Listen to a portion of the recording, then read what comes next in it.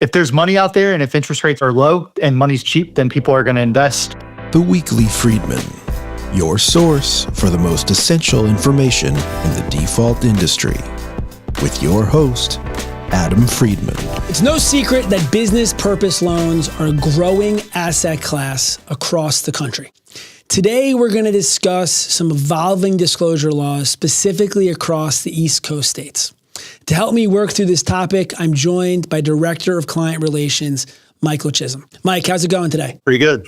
It's been a hot topic, right? Business purpose lending has been growing exponentially over the last couple of years. Do you see this as something where states are uniform in what they're creating? How do you feel like this is going? I think that there's two parts here. One is, I think we're seeing an increased default rate in BPLs across at least our footprint, I'm sure across the country. BPLs in the default space have definitely become more of a highlighted area.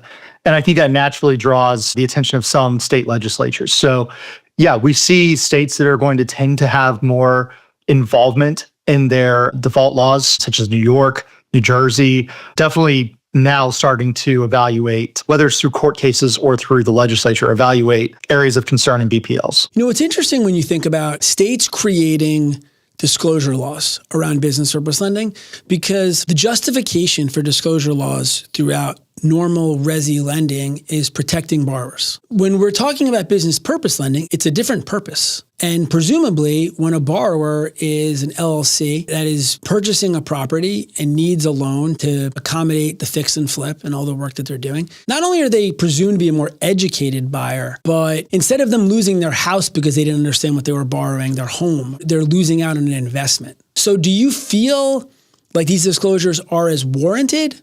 Yeah, I mean, I think that just anecdotally, you would think that these are more savvy borrowers. And the reality is, I think we see a lot of defendants who were jumping into a hot market in COVID or pre-COVID, trying to buy a handful of properties, 1 to 4 units. And really, that might have been one of 2 or 3 assets, right?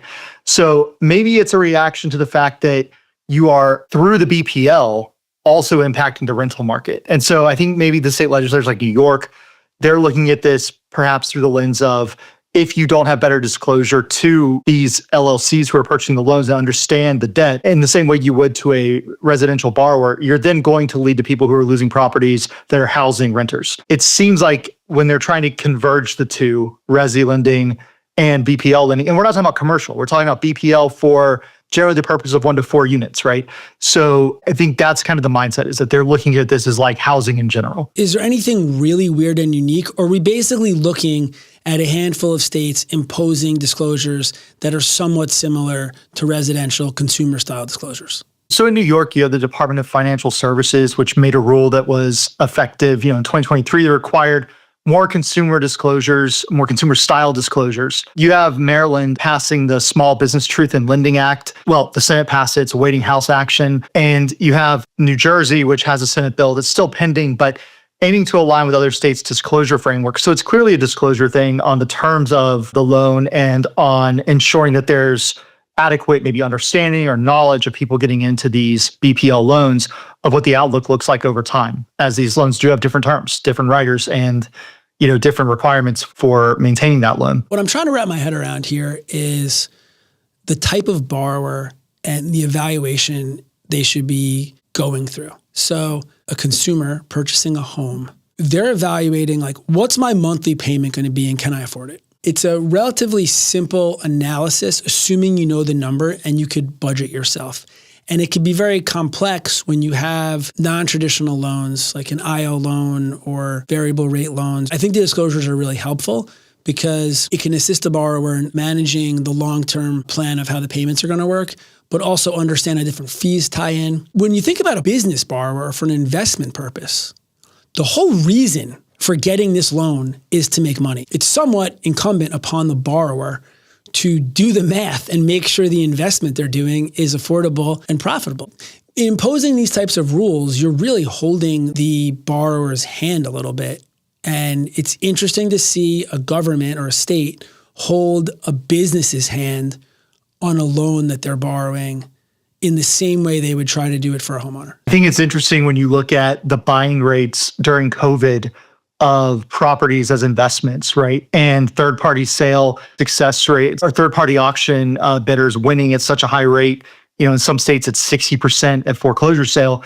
And I think that you see now, just this growth in not like apartment rentals, but home rentals. And in some communities, it's double-digit percentages of neighborhoods. I think that's got to factor into these kinds of decisions. We're also seeing, though, reinforcement of protections for lenders. So we have case law in New York coming out that just, again, reaffirms the right to deficiency judgments when you file the motion properly and timely.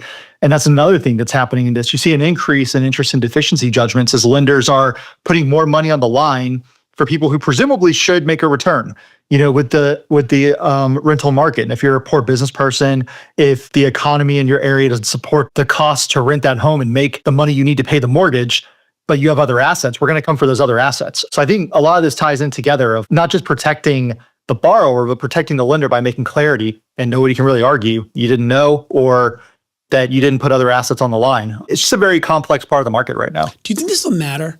Do you think increasing disclosures to business-focused buyers, companies that are buying to flip, do you think it'll matter? I think from our perspective, disclosure just means there's less argument in the courtroom. Everything was upfront. Everything was clear.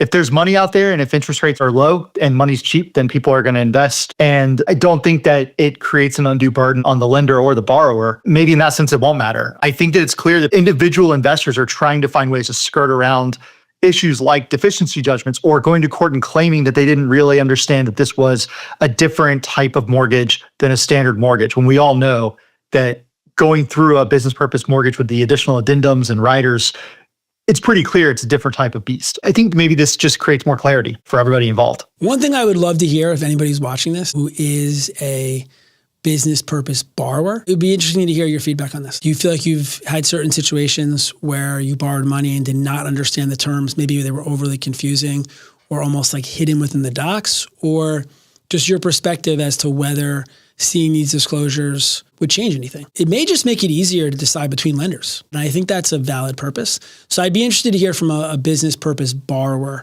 or a lender as to their perspective on how this will impact them. I think it's an interesting ongoing conversation. Thank you for joining Michael Chisholm and I on the Weekly Friedman, your source to the most essential information in the default industry. Thanks for tuning in and looking forward to seeing you next time.